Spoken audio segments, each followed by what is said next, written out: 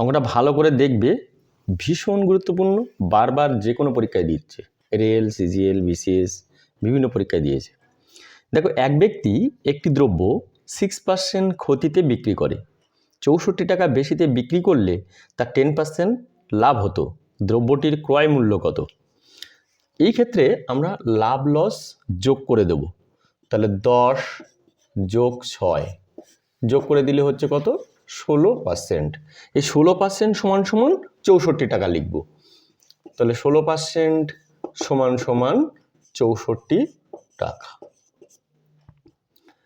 তাহলে একে কত? 64/16। যেহেতু পার্সেন্টেজ, তাহলে 100তে কত? তাহলে ইন্টু 100, এরকমভাবে বসিয়ে দিতে পারো।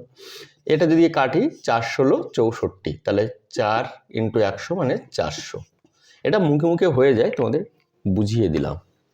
তাহলে দেখো, রাইট অপশান এখানে আছে এ। খুব গুরুত্বপূর্ণ অঙ্ক, ভালো করে পড়ো, করো।